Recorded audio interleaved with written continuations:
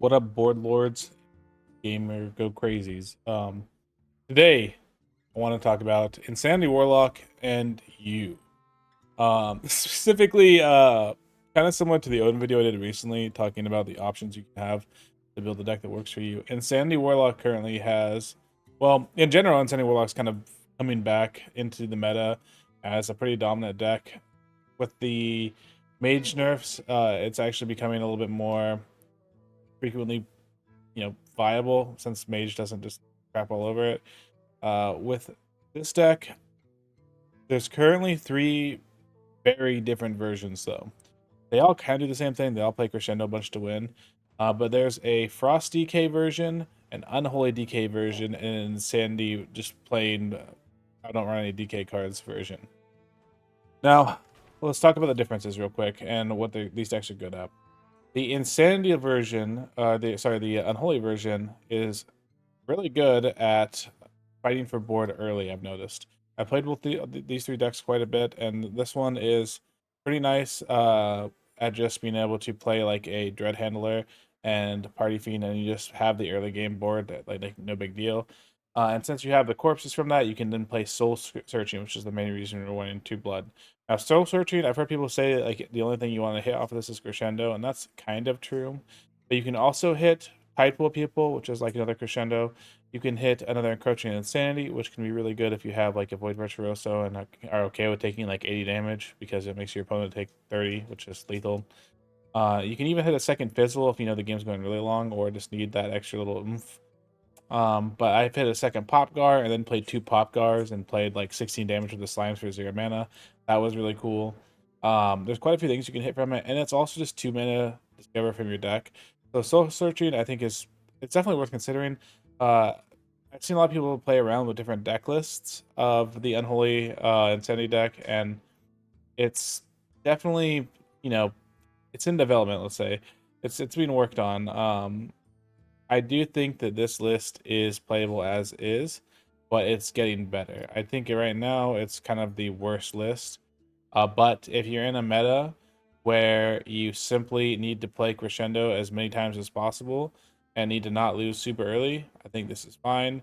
It's okay versus some of the aggro decks because you can have the extra chance of getting Popgar. I've noticed that I pretty much never don't have Popgar in this deck. The issue is if you're playing Popgar that early, it's not going to have the go long games as much. So you kind of have to make decisions about how you're going to play the game. Am I going to play the Popgar early and just survive versus aggro, or am I in a matchup where I need to have Popgar late so I can do multiple like big things with it later? That's kind of the same for always with this deck, but this one is a little bit more critical. The Frost version has been around for a little bit longer. The Frost version, I've seen it as the only version that's running Trog right now. So if you like the extra burst from Trog, then this is kind of the deck to go.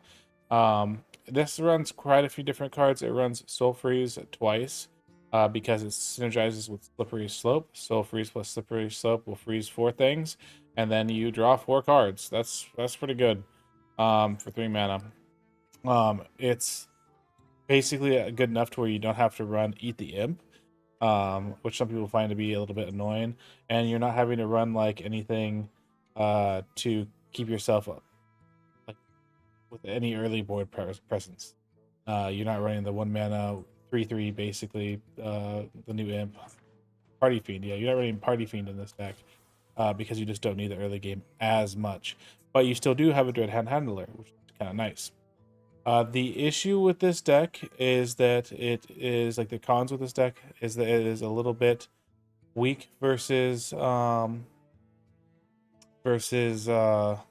just direct face damage decks like the Weapon Rogue. This is going to be a little bit weaker versus you can freeze it twice, but for the most part, I've noticed that if there's no minions to soul freeze, then you're not really getting your value out of Slippery Slope, and you just kind of die anyway.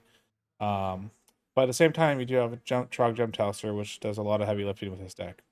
I do like this deck a lot in situations where you want to play a control deck more than you want to play an aggro deck. Sandy Warlock can be kind of aggressive or kind of controlly, and this is the most controlly version that I've seen.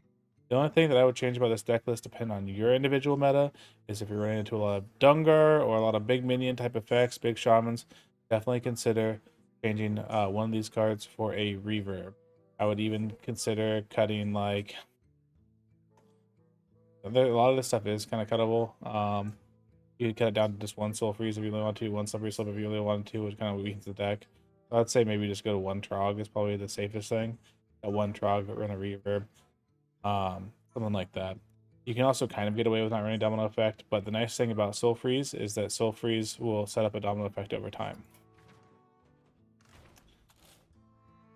So this is the version I'm currently running, and I like it the most. However, it doesn't have any of the glaring strengths the other decks have. It just doesn't have any of the weaknesses either, which is kind of nice for me.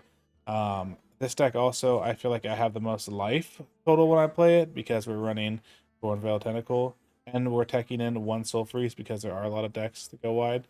So against aggro, this deck has felt pretty good.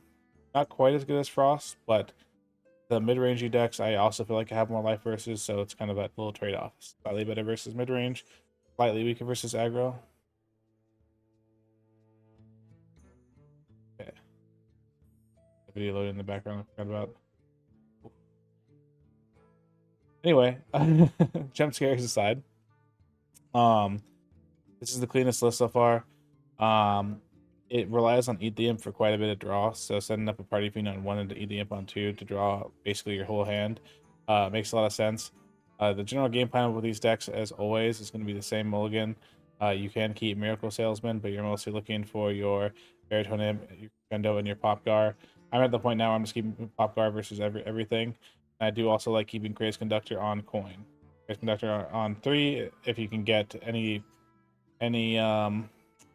fatigues early is really good.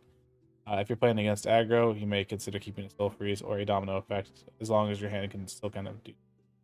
Party Fiend is an interesting keep. I've only been keeping Party Fiend if I have Eat the Imp because it just doesn't do quite enough. It's kind of nice, but I kind of prefer to have the other one drops. If you feel like if you're going first, Party Fiend is probably an okay keep. That goes for all these decks. Now, just a quick, it's just skip to this part of the video if you're if you just want to find kind of the pros and cons of each deck. Pros for this deck are you draw through, you get more discovers out of your deck, which is good for more Popgar. So you get more Crescendo, more Popgars than any other version. The cons for this deck is it is a little bit harder to survive, a little bit weaker versus aggro, and it is a little bit harder to play in general. The Frost version, much stronger versus aggro than everything else.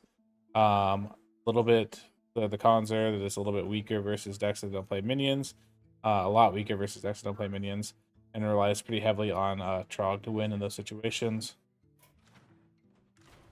And then this current one, the main pro of this deck is it's got a lot of good one-offs that do a lot of heavy lifting with the Thorn Veil, the Domino Effect, and the Reverb, and that it doesn't run Summoner Dark Marrow, which is kind of just a bad card no matter what deck you put it in right now.